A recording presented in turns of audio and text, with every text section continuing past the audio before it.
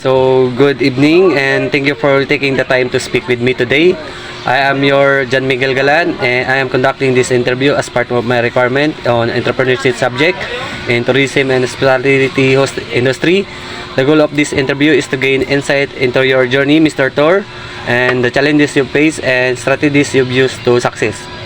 So, Mr. Tor, your response will be used solely for academic purposes. If you prepare your name and business can remain confidential, do you have your consent to record this interview and take notes? Yes. So, Mr. Tor, can you share the story of how you started your business?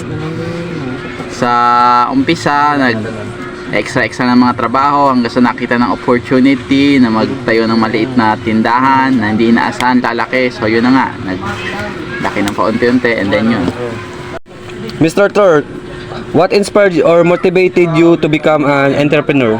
Sa mga dati kong kasama sa trabaho na parehas kami na kumikita lang ng kaunti at ngayon meron na silang may mga gandang mga negosyo, so naisipan kong sububok. So yun. So magandang opportunity and then sinubukan ko and then yun na. What challenges did you face when starting your business and how did you overcome them? Yung una, nagka-problema kasi ang pagtayo namin ng maliit na negosyo nagsimula nung pandemic, so halos walang tao. So yun, halos bumigay na at lumubog, pero syempre kalauna nagawa ng paraan at nakapangutang. So, Mr. Tor, how did you handle competition and keep your business growing? Syempre dahil na rin sa kinalakihan na lugar dati, sa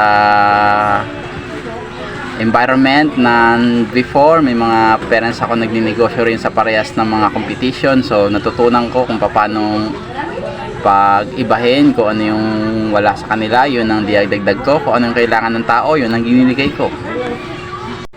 Mr. Tor, what entrepreneurship skills or mindset do you think are the most important for success?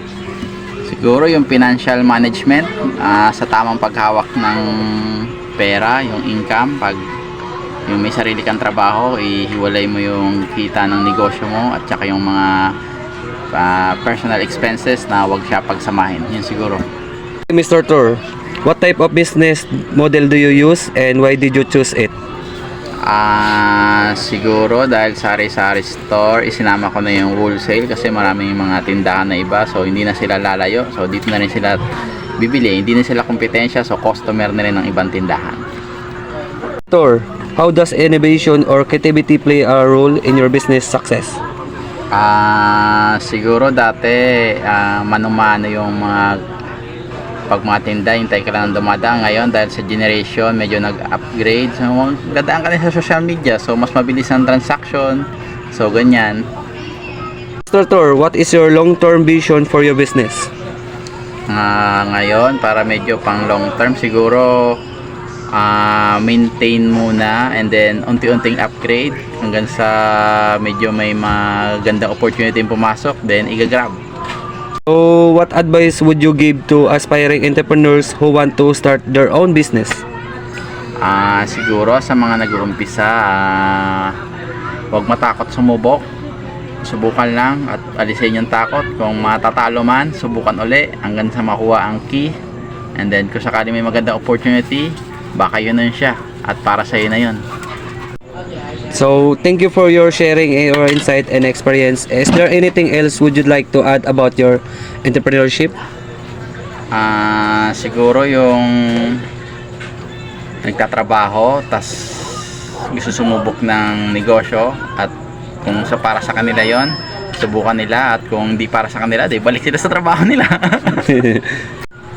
So, Mr. Tor, I appreciate your time and valuable insights. Your experience will be very helpful for this study. I wish your continued success in your business. Thank you. Thank you, sir.